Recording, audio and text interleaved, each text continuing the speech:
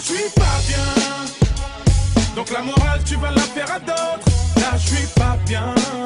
Hey, salut à tous, c'est Skyros, comment ça va? Bienvenue aujourd'hui pour une nouvelle vidéo, comment créer sa classe et personnaliser son personnage sur Call of Duty Advanced Warfare, le multijoueur que j'ai pu tester hier et j'ai pu voir justement toutes les nouvelles possibilités, nouvelles et également familiarités qui font plaisir. Effectivement, on peut voir sur le système des classes qu'on reprend le système qu'on avait sur Black Ops 2, c'est-à-dire choisir 10 items, mais maintenant on voit les score streaks qui viennent s'inclure dedans, donc ce qui est pas mal puisqu'on va pouvoir créer sa classe vraiment comme on veut jouer, c'est-à-dire que si on veut jouer avec plus ou moins de score streak et le remplacer justement avec plus ou moins d'atouts. Ça, c'est une bonne nouvelle et ça va nous permettre d'avoir un jeu complètement adapté par rapport à celui qu'on veut avoir et par rapport au mode de jeu, bref, par rapport à comment on veut jouer. Et voici justement les armes qui ont été présentées hier lors de la bêta de Advanced Warfare. Donc voilà, très peu d'armes, mais ça nous donne déjà un avant-goût. On a des fusils d'assaut, des SMG, des LMG, des snipers et fusils à pompe, bien évidemment. Donc 5 catégories assez classiques. C'est vrai que la nouvelle catégorie qui avait été insérée dans Call of Duty Ghost a été retirée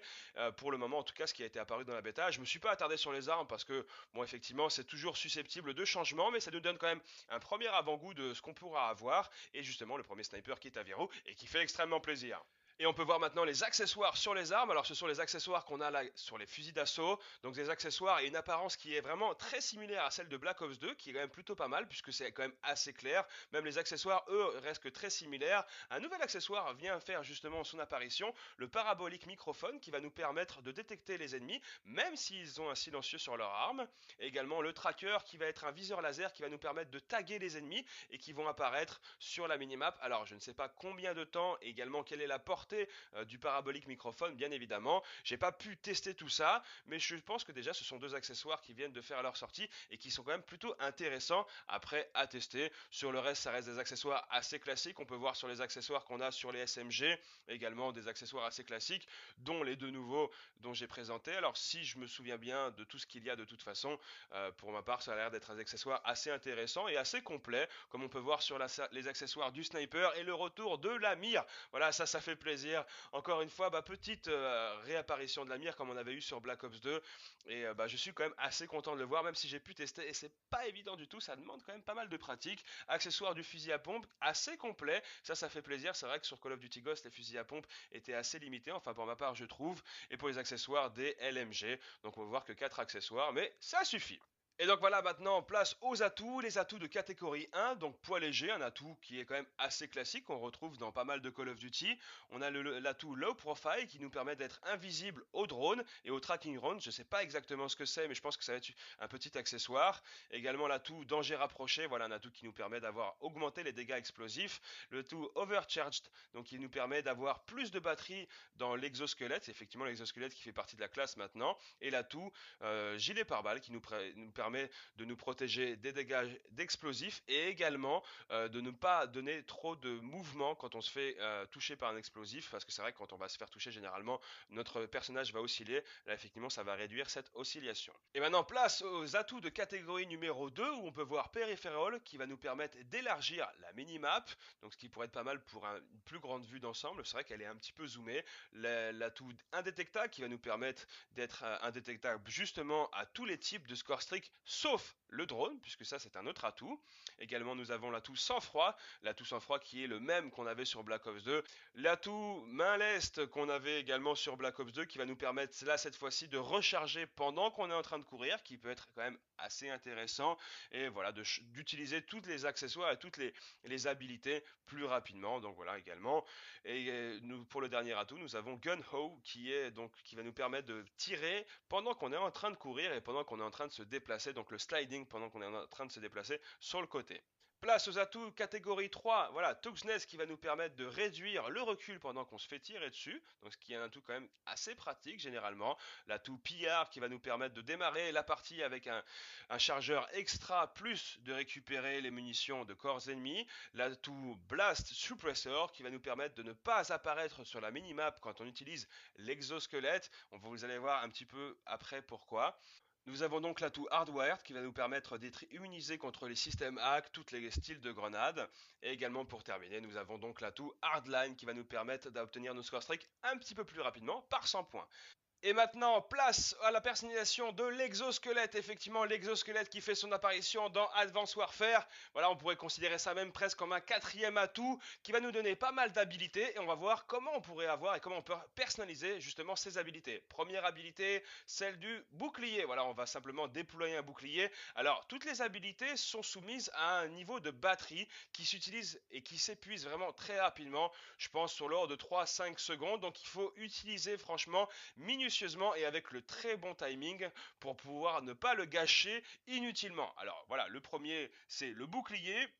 En deuxième position, on a Overclock qui va nous permettre d'avoir un petit coup de boost au niveau de l'accélération au sol sur la vitesse pour courir. Steam qui va nous permettre d'avoir un petit peu plus de vie, bien évidemment sur un court moment. Également Clock qui va nous permettre d'être invisible. Over qui va nous permettre de rester sur place, donc sur la même place pendant un petit moment. Ping qui va nous permettre de voir toutes les personnes qui vont justement utiliser leur exosquelette sur la minimap. Et le système trophée, voilà, une petite capacité dont on a l'habitude d'avoir qui va être remplacé de l'accessoire, mais là par une habilité de l'exosquelette. Alors comme je vous ai déjà dit, c'est soumis à un niveau de batterie qui ne dure qu'une fois lors d'une vie. Voilà, donc une fois qu'on a épuisé cette batterie là, c'est fini et il faudra attendre de mourir pour pouvoir réutiliser cette habilité d'exosquelette. On a un atout qui va nous permettre d'avoir un peu plus de durée de batterie, mais je peux vous garantir qu'il faut l'utiliser minutieusement et avec le bon timing pour ne pas l'épuiser inutilement et finalement on se retrouvera avec rien.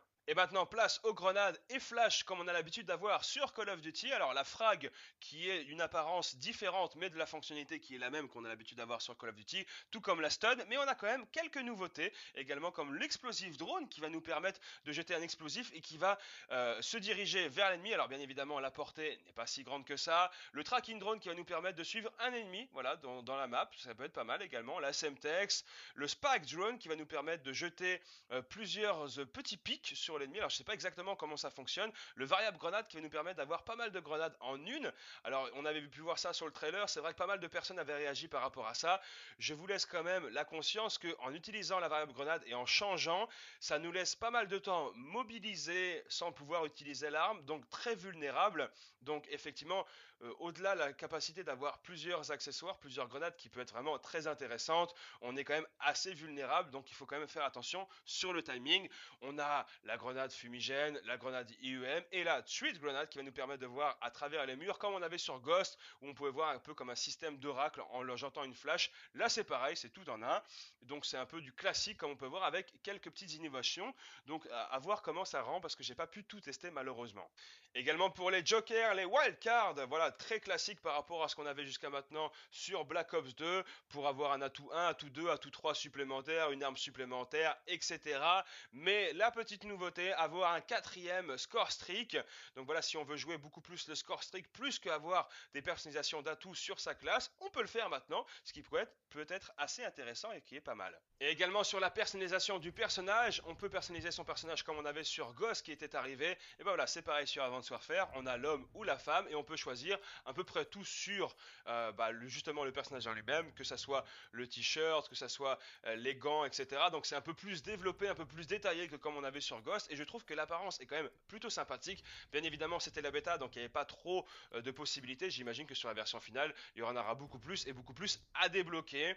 Et également franchement pour la dernière innovation, je trouve que celle-ci est magnifique et je peux vous garantir que vous allez vraiment adorer. En tout cas moi j'ai adoré. Quand on va créer sa classe, on n'a plus besoin d'aller en partie privée ou même en partie pour pouvoir la tester, on peut la tester directement et ça c'est vraiment génial. Merci de l'avoir fait parce que combien de temps on perd à chaque fois pour se dire ah, à quoi elle ressemble cette arme là, comment ça donne cet accessoire, comment ça rend, est-ce qu'elle est efficace cette configuration.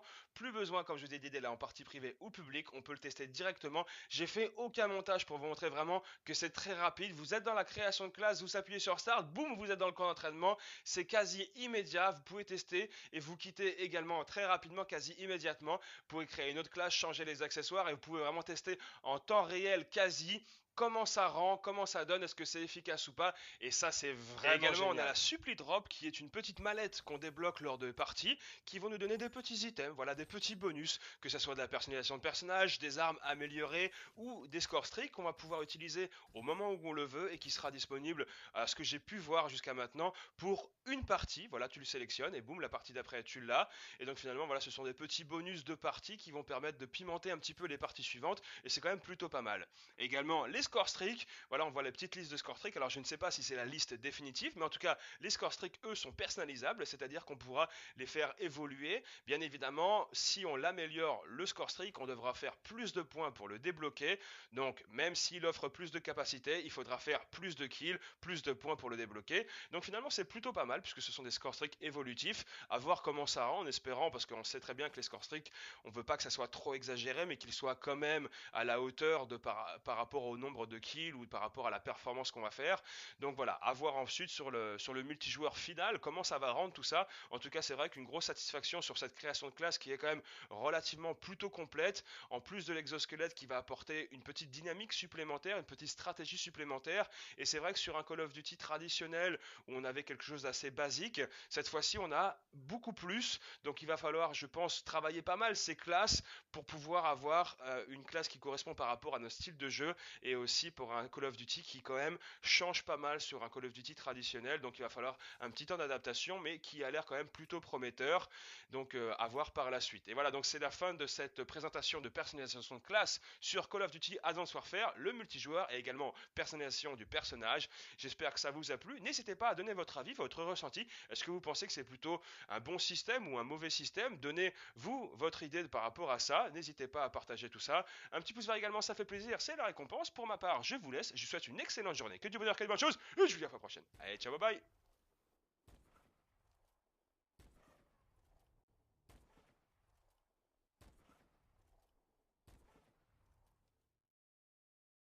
Là, je suis pas bien. Donc la morale, tu vas la faire à d'autres. Là, je suis pas bien.